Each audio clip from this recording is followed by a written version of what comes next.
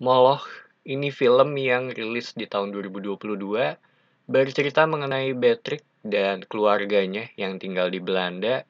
Suatu malam, ada orang asing yang mendatangi rumahnya. Dia mencari tahu ini tuh siapa, dan perlahan dia sadar bahwa ada suatu hal mengerikan yang menantinya. Pertama, gue suka dengan poster untuk film ini, dimana gue cukup jarang ya ngebahas poster film. Mungkin ini salah satu hal yang ngebuat gue tertarik juga untuk menonton film Moloch ini. Karena dari apa yang gue lihat dari sisi posternya, ini tuh kelihatan mengerikan, terus dark dan cukup simple juga. Dan itu yang menggambarkan mengenai film ini setelah gue selesai nonton.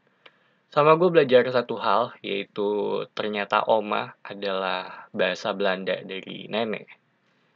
Ini film horor yang ngambil fokusnya ke karakter Beatrix ini. Kita ngelihat kesehariannya dia punya satu anak perempuan, tinggal bersama orang tuanya. Sampai suatu saat ada sebuah investigasi yang terjadi di dekat rumahnya Beatrix ini. Dia juga mulai sadar bahwa investigasi ini ada hubungannya dengan kehidupannya dia. Dan dari situ ceritanya mulai berkembang, sisanya gue nggak mau ngebocorin ya biar nggak spoiler. Ini film yang berjalan menurut gue cukup pas sih dari sisi pacingnya, nggak lambat dan nggak cepet. Ini juga lebih mengarah ke drama misteri.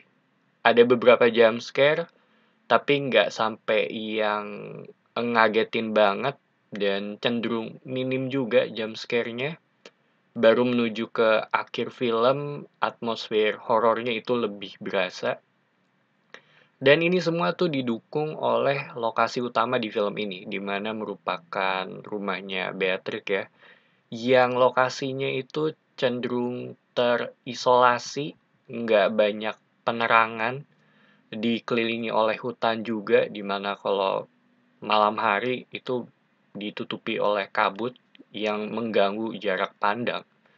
Bahkan rumahnya sendiri menurut gue bisa menjadi sebuah karakter untuk film ini. Ada beberapa pergerakan kamera yang ngebuat gue cukup nervous terutama ketika pengambilan dari jarak jauh. Terkadang ada sedikit samar-samar dari kejauhan, di mana nggak terlalu jelas gitu, itu menandakan apa, dan ngebuat gue jadi nungguin gitu, apakah ini bakal jadi jump scare atau enggak. Keunggulan film ini itu ada di sisi misterinya sih kalau menurut gue ya, di mana karakter Beatrix ini mencoba untuk membuka semua yang terjadi, dan ini dilakukan secara perlahan-lahan. Dia kesana kemari mencari informasi mengenai apa yang terjadi sebelumnya. Dari sisi cerita juga terhitung to the point, dan yang gue suka ini cukup rapih.